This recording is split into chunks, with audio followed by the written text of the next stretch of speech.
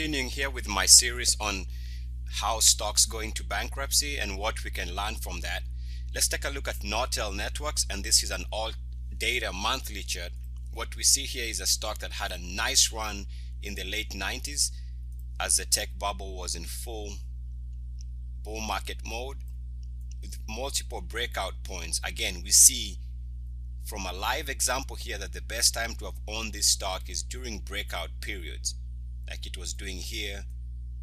So we learn and we continue seeing that the best way to make money, especially if you want to be in a stock that's going to gain that much or have a nice run over many years, over many months, the best thing to do is wait for the breakout. And you want to play stocks that are trading with the monthly RSI pretty much generically above 50. Now take a look at this stock just from a generic understanding. Is once it moved below 50 on the monthly RSI, it pretty much stayed below that, and that was from a price of somewhere here in the 650s. Remember, the stock would go into bankruptcy. This is a day after the bankruptcy announcement was in January 19, 2009. So this is a day after, and the stock's trading at 7 cents. So it went from 850 to 0. And it moved below 50 on the RSI in some time here, beginning of 2001 there, which is, from these levels here. One thing I want to point out here is just how the stock market has a technical behavior, things that always repeat themselves. Take a look at this gray line here. This gray line was support there. So to draw a straight line from those 2 points, you see that once we broke down there, which was beginning of 01, which was this break here, notice that if you extend the gray line, the next time this market moves the RSI on the monthly, it touches precisely that level and fails and pulls back. So that was a red flag even at the time, with the stock stalling at the backside of the gray line. So pretty amazing how that worked out. Let's also take note of the fact that once we broke down, so we draw from previous examples, we know that once we break down and this break point was there, draw a straight line. Every time we stall, like we stalled here, that was a sell point. We would stall here, that was a sell point. We would stall here again, that was a sell point. And always be careful of stocks whose breakdown is taking place below 50, like there was a break there, another break, and that was at a price of, let's call it, I would call it in the 20s, maybe teens. Once we broke down there again in 07, the market now was in a bear market trend from 08. So weak stocks in a bear market just get annihilated. Take a look also at the fact that since 03 there, the market makes a low, and the market would continue rallying into late 2007 before the plunge of 08, 09. But the stock rallied for about a year and a half, and as the market moved higher, it diverged and was making lows. So again, we see that if you really want to be in a sweet spot in the market, you have to follow strong stocks in a bull market and avoid weak stocks. They are weak for a reason, and they could get really crushed if the market pulls back, like we see in this example. Also avoid stocks that are trading in this area. This is not where you want to go and buy when stocks are trading below 30. You want to get out of stocks that are trading below 30 on their monthly, because this is where they absolutely not loved by the streets and sellers are there en masse. On the monthly, we see that the MACD broke down below 0 in 01. Okay, there was also a MACD trend break here, which was another sell point.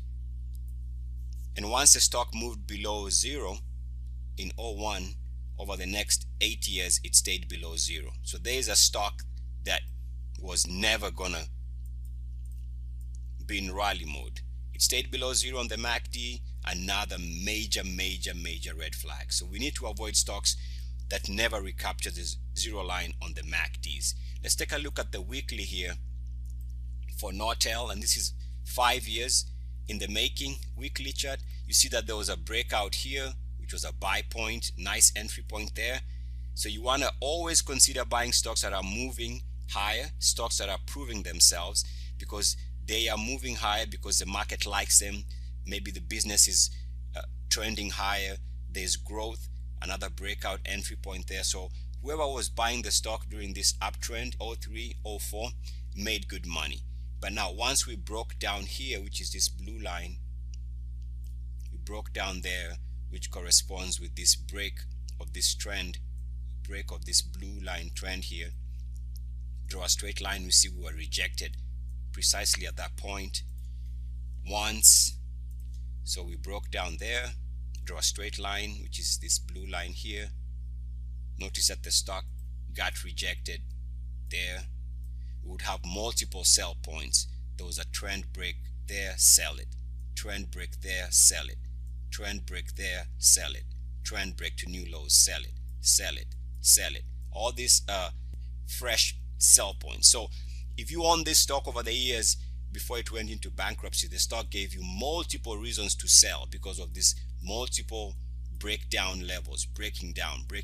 All these were just red flags that anybody who was paying attention should have realized the stock was not in good health. Also notice that the RSI, once we broke down there on the RSI, draw a straight line, notice that perfectly, and I teach this was a sell point. How do you know it's a sell point? Because it is uniform. It went above the blue line and formed an inverted V and then got rejected. So I call that uniformity principle, and that's usually a nice place to go short a stock like it was right there. So broke down again here. This blue line was a break point here, sell there in 07 July, which was that break. Now draw another line there. Notice again uniformity, or what I teach. There was a rejection there, which was a sell point, which happens to be this high. Another rejection on that blue line there. It moved above it and below it with uniform action. That was another sell point. So multiple reasons to get out of the stock, or at least not to buy the stock. Also notice that the RSI moved below 30.90 here and would stay in this general area. And I also would like to remind you that this here, this level here, the blue line, let me draw that another way, is about that 38.2 level on the weekly RSI. So 38.2 Fibonacci number is where this stock was being rejected here. There was a break point there and another rejection there. So multiple reasons to sell the stock. Now let me show you something really interesting here. There's a line here. Take the low there and this multiple lows there, draw a straight line through that. So this line would extend like that. Notice that we broke down there, and also this line connects to this high there. So lines that were previously sell points, it was a sell point when you broke below that line there, sell the stock. It was a buy point briefly when the stock moved above this level here, above the red line. So the stock was a buy and it had a nice trend here. So this line was support, break point there, below the red line, break point there, sell it. So in other words, some lines on the RSI can really be interesting. So let's say you have a line like that and the RSI is trading up and down it. It looks like in some levels, every time we move above it, buy it, the stock, move back below that line, sell it. If it stores at that line, sell it. If it breaks out down the road, you buy it. And it's this line that I'm drawing here. Remember, this is an educational video, so it doesn't hurt if we discuss this a little bit further. So that black line, if you can just spend some seconds here, is sell point there, sell point there, buy point there, which corresponds to this lows there, buy point there, sell it there, sell point there, sell point there corresponds with those highs, sell point on that black line corresponds to those highs. So the RSI does have a lot of information if you can extend some lines, because they tell you when to sell or buy a stock. All right, since the video is already long enough, I'm not going to extend it further, but what I want to do over the last 3 videos was to show you how you should avoid stocks that are being rejected by the market.